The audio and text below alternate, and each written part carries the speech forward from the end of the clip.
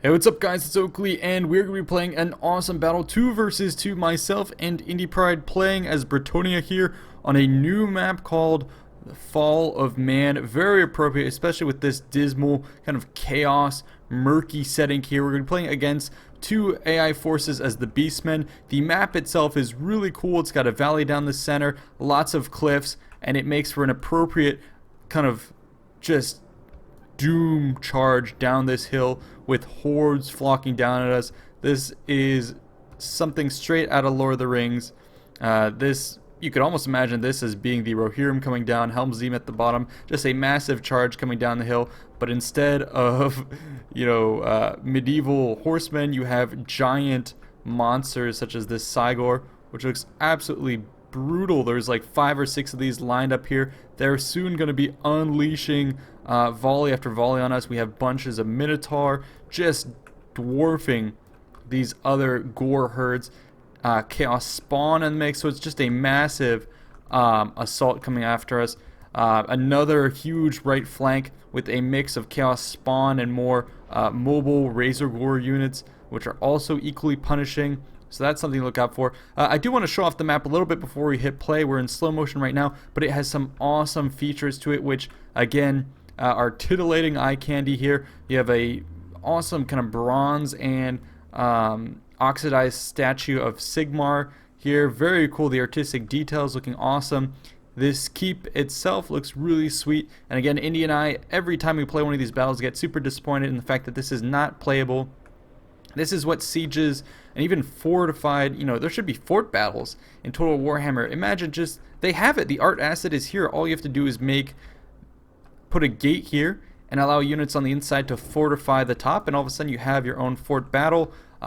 You could have a separate path that allows you access through here through a destroyed wall. Just make it a bit more accessible, but I mean, they have all the features here. You could even make it so it could be attacked from the rear. I mean, CA has all this stuff already in this map. Why not go ahead and make new game types? A citadel defense type of scenario would be super cool. Imagine flying creatures coming over top. But anyways, that is the topic of perhaps another video. For now, we're going to be just enjoying the assault that's going to be taking place here. Again, I do want to just show off these new models because this is obviously a new game.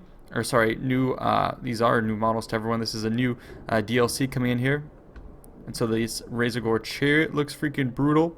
So anyways, like I've said, this is going to be a huge swarm coming down on us. Let's go ahead and review what we have on the Bretonnia side.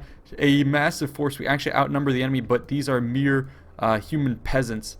So I have my spearmen at arms with their shields pushing up. I have a damsel to reinforce this position to cast spells and buffs. Behind that, we do have a flank with Knights of the Realms. I have 2 of my paladins here. They're going to be trying to blunt the enemy charge. Behind this, we have kind of a massive line of peasant bowmen. These are excellent rapid fire, long range. They murder beastmen from a distance who are otherwise not well armored. We have lines of trebuchets. Indy has himself a huge front of men-at-arms polearms, spearmen, and then in the back, hidden in the forest, this is where he's kept his archers at a distance. And then a couple more troops in the back here. We have some more of my reserve archers. We have more of his field trebuchets. And then, of course, being Bretonnia, we have a ton of Grail Knights. Position up here. And then we have another flank of my cavalry and Indy's cav starting to push out on the right, his Knights of the Realm. But anyways, the enemy is just about to get in range. So you're going to start to see some shots fired from our trebuchets.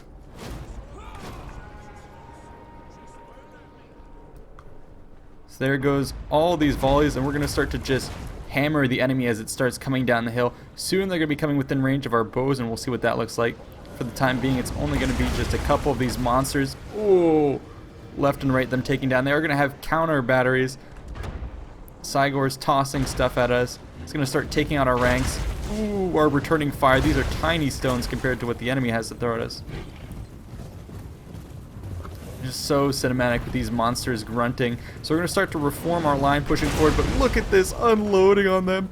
And then here, as they start to push up, I'm going to again put this on pause just so we can watch what it's like from the ranks of men to see this horde coming at you. So Indy's going to try and pucker up the buttholes of his spearmen here. All the archers are starting to fire at them, but bam, as we've seen before with the gore bulls and minotaurs, with their charges, they're just going to get right on through. Here comes another unit, going to start revving for the charge. Not much we can do once they get into the mix. Our arrows coming in from the back, trying to stop them, but geez, Beastmen hit freaking hard. And this is the opening salvo. We had a chariot that came in and just destroyed our unit here. A bunch of the arrows still in the mix from our guys trying to do counter volleys. We'll see how things go. We have this flank rather secured. The enemy is just going to be falling down the center. This is the opening salvos. You can see our front lines are tied down with a ton of the heroes and monsters, and look at what is coming behind. This shit is ridiculous.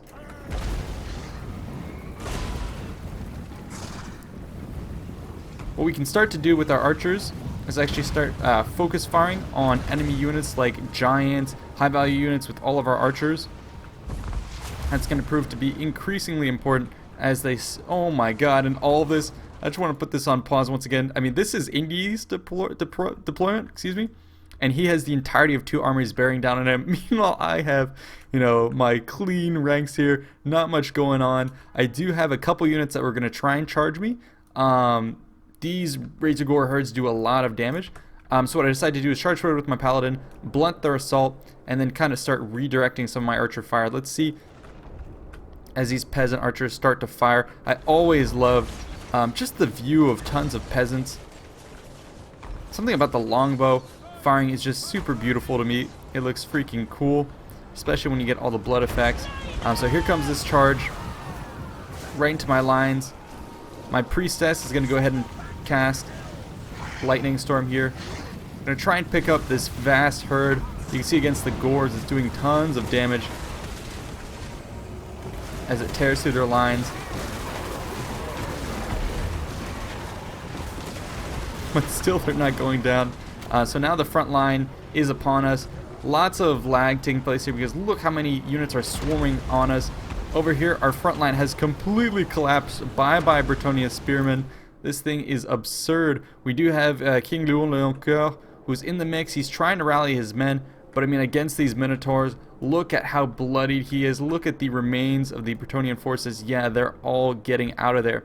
So what we've decided to do is pull out with our cavalry. I have my Grail Knights and other units hitting the Razor Gore chariots. Indy has his own units. What we decide to do is activate the cavalry. What we have to do here is sweep around the side, hit the flank, and then come in for a pincer on the soft bodies of the Ungor Raiders and try and cause some sort of retaliation. Charging down through the center here is not going to meet good results, mostly because we're going to be stuck in, and this is where the meat of the enemy muscle is. The Chaos Spawn, the Minotaurs, and all that.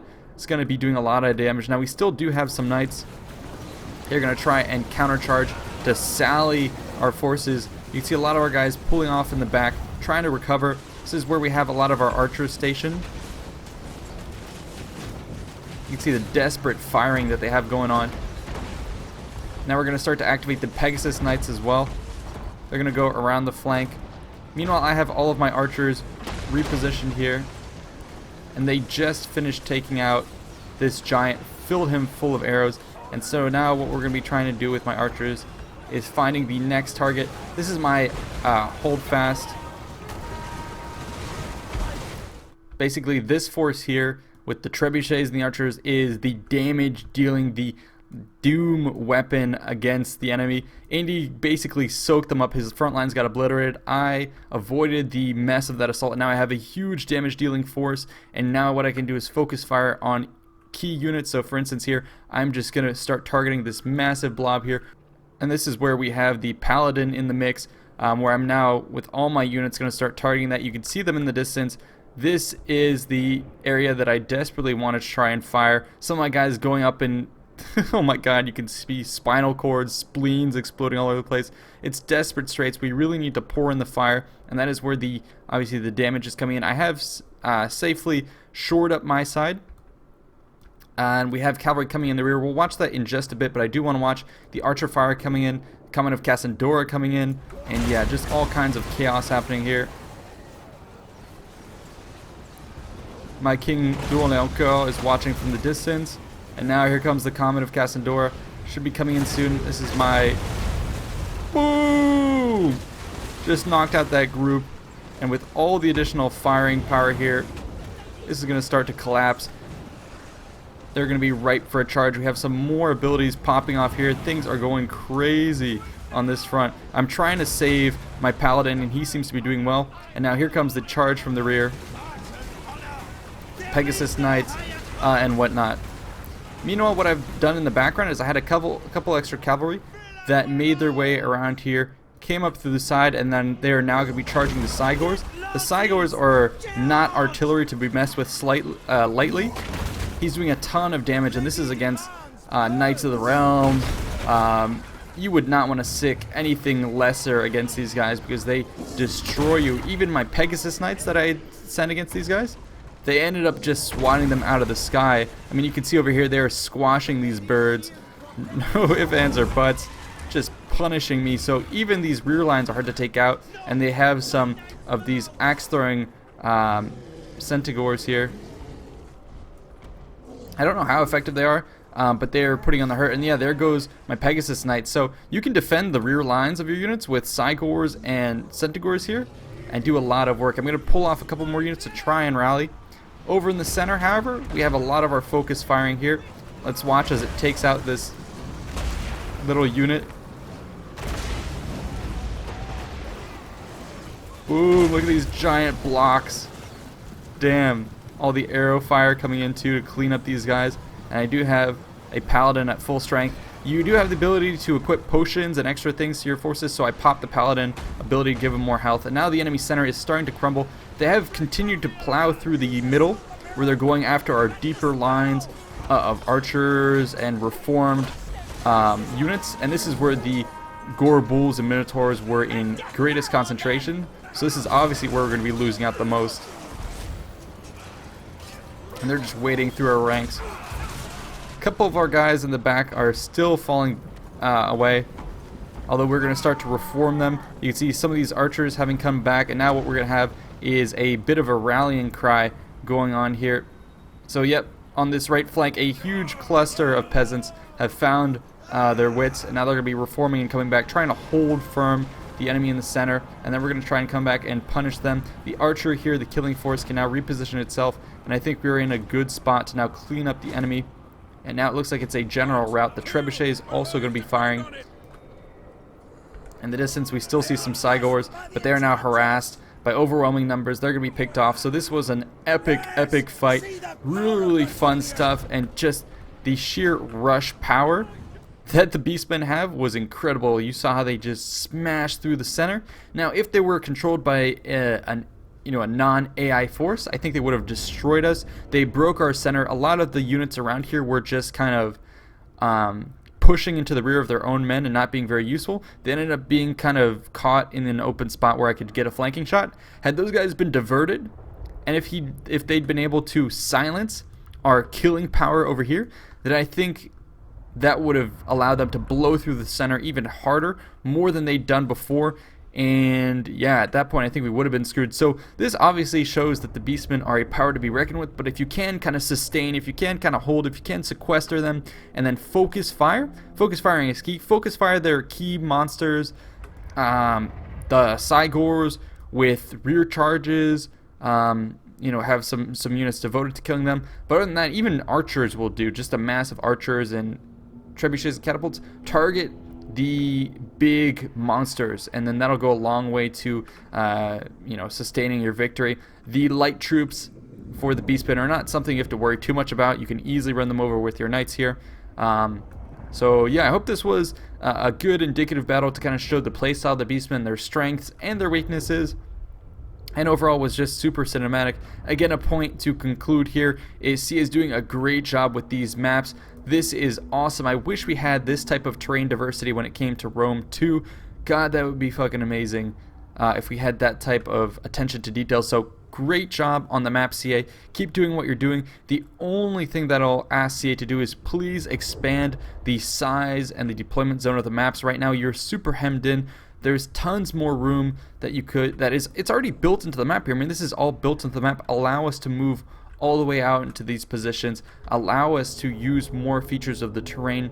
Don't build these awesome art assets and not allow us to kind of push into here. I understand that, you know, in a supposedly balanced map, that having a keep on one side, I think I agree that this should not be something that you can play in, but please, please, please introduce some sort of asymmetric type defensive scenario where you do have the ability to fight in forts like this, where, you know, there's a main wall, there's a way to access the back. I mean, this is so titillating. It's such a tease to see this right here in the game and not have it playable. This is awesome. A keep that you can deploy guys on, but make sure there's tons of ways in, blown up walls, but I think that's the kind of thing that's missing in the game right now. There's another map also that I'll be showing, which is a river map which has bridges and crossings and all that, and it's just outside of the battlefield. So that is a big point that I think CA definitely needs to implement. But anyways, let's take a look at the final results here of the two sides. So yeah, I did not take very many losses compared to Indy, but you did see in that battle he suffered the crush of the enemy. So let's take a look at him.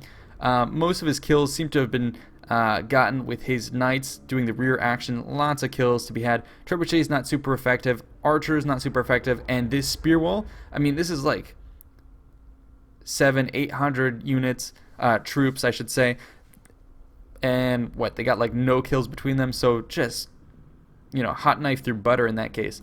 On my side, I think bringing these heroes was a good choice to slow down the enemy. The sheer concentration of archers that I had, yeah, they didn't get many kills apiece, but the amount of damage they did against giants was absolutely necessary. My cavalry, on the other hand, didn't do too well, but the trebuchets, 125, 107, 93. If you can keep your range units safe against the Beastmen, again, the point is that is going to be the way to go. On the other hand, the enemy here, and mind you, we had more numbers than them. Beast Lord here, most of the kills actually being dealt by, I guess, the Cygor. That's super impressive. And the Gore Bulls, yeah, these guys are a must bring for Beastmen armies. On this side here, again, the Cygor seems to be doing really well. I'm not sure if you could say it would pay for itself. The cheap troops definitely not really paying for themselves, but again, our guys didn't either. So I would say mostly if you're going to bring the Beastmen, high charge units like Razor Gores and Minotaurs and other units to break through the center, and then with your cheap fodder units, send those around the flank, exploit the enemy having been tied down, and yeah. So anyways, that's it for this battle. I do hope you guys enjoyed. I will be bringing more to you in the near future. See you in the next one. Peace out.